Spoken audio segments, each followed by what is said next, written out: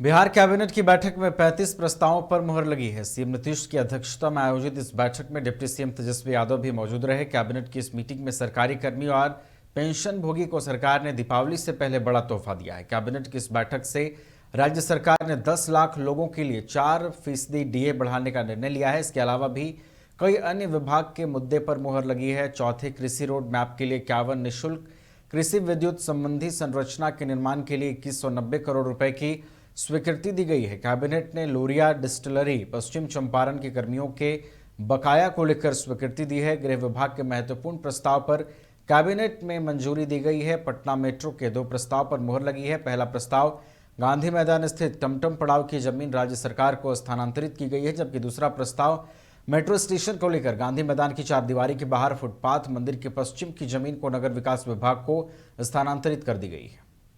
कार्य ये 56 करोड़ 6 लाख का योजना स्वीकृत हुआ है।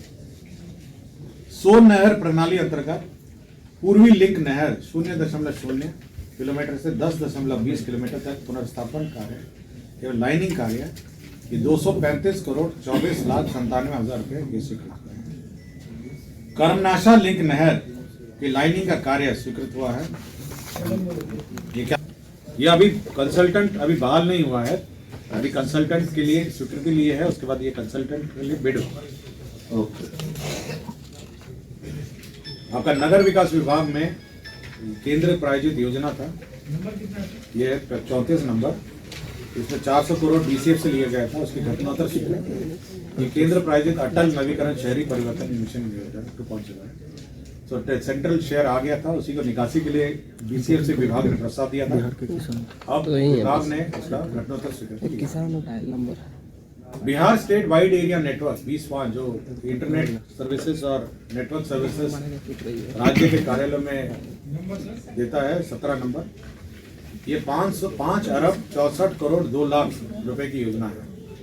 3.0 अब इसमें यह व्यवस्था है कि सभी थानों को जोड़े जाएंगे 20 से, सभी पंचायतों को जोड़े जाएंगे और सारे जितने नेटवर्क हैं उसको और सुदृढ़ किया जाएगा। अभी तक तो केवल ब्लॉक और अंचल थे, अभी पूरे थाने तक और पूरे पंचायतों तक ये नेटवर्क जाएगा, जहाँ से इंटरनेट की सुविधा गवर्नमेंट सर्विसेज, सरकारी सेवा सर्विसेज है, जो भी सरकारी सेवा सर्विसेज है उसके लिए उपलब्ध होगी और कार्यालय जो सरकारी पंचायतों का कार्य और थाना को कार्य भी चलता है। बिहार में डायल 112 के दूसरे चरण का काम जल्द ही पूरा कर लिया जाएगा। ये जानकारी दी है एडीजी पुलिस मुख्यालय जितेंद्र सिंह गंगवार ने। एडीजी के मुताबिक इस बात का इंतजार लंबे समय से मुख्यालय को था कि कब सरकार की तरफ से डायल 112 के दूसरे चरण के विस्तार के लिए स्वीकृति मिलती है। सरकार स्तर पर इसकी स्वीकृति के साथ 766 करोड़ 71 लाख 35 हजार की राशि की अनुमति मिल गई है। अब बहुत जल्द दूसरे फेज का काम भी पूरा कर लिया जाएगा। इस दौरान एडीजी मुख्यालय ने आमजनों से अपील भी की है कि आप लोगों को किसी भी तरह की लॉ एंड ऑर्डर से जुड़ी जानकारी मिली तो आप इसकी जानकारी डायल 112 पर दें। डायल 112 का दूसरे चरण की भी स्वीकृति मिलने की सूचना है और अब इसमें हम लोग बहुत तेज़ी से काम करेंगे। सारी योजनाएं बनी हुई हैं। अब इसमें प्रोक्योरमेंट है, ट्रेनिंग है, परचेज ऑफ इक्विपमेंट है, वो सारी चीज़ें हम लोग बहुत जल्दी करेंगे और पूरे बिहार राज्य में dial 112 emergency response support system का पूरा नेटवर्क बहुत जल्दी तैयार हो जाएगा। फेज 1 का नेटवर्क ऑलरेडी शहरी क्षेत्रों में कार्यरत है, जिसमें पटना सबसे आगे है, पूरा पटना का नेटवर्क उसमें शामिल है। अन्य जिला मुख्यालय भी इसमें शामिल थे। अब राज्य के लगभग सभी क्षेत्रों में, ग्रामीण क्षेत्रों में भी इसकी सुविधा शीघ्र बहाल होगी। आप लोगों के माध्यम से आम जनता से अनुरोध है कि किसी भी प्रकार की आपत्तिजनक और आकस्मिक कोई भी मामला आपके पास आता है तो 112 को कॉल करें। 112 की वाहन शीघ्र आपके पास में पहुंचेगी और आपकी समस्या का निदान करेगी। देखिए, डायल 112 बिहार पुलिस बिहार में अवैध बालू खनन के खिलाफ जल्द ही बड़ा अभियान चलाने जा रही है। पटना हो या दूसरे जिले, जहां भी अवैध बालू खनन हो रहा है वहां पहुंचकर पुलिस कड़ी कार्रवाई करेगी और जहां लीगल बालू खनन होगा वहां पुलिस द्वारा संरक्षण दिया जाएगा ताकि सरकार को अधिक से अधिक राजस्व प्राप्त हो सके। दोनों मामलों में हमारा संज्ञान हुआ है, पुलिस ने इस पे अपनी कार्रवाई शुरू कर दी है और लगातार हम लोग, जैसा आपको पहले भी बताया, किसी भी प्रकार के बालू उत्खनन के विरुद्ध जो भी अपराधकर्मी शामिल हैं, जो भी इसमें माफिया शामिल हैं, किसी भी प्रकार का वो हथियार रखते हैं, उन सब के विरुद्ध जो भी गिरोह हैं उनके विरुद्ध लगातार कार्रवाई हो रही है। पिछली बार हमने आपको बताया था कि किस प्रकार पूरे गर्मी के महीने में लगातार हमने विशेष टीम बनाई थी और विशेष टीम के द्वारा इनकी गिरफ्तारी हुई थी।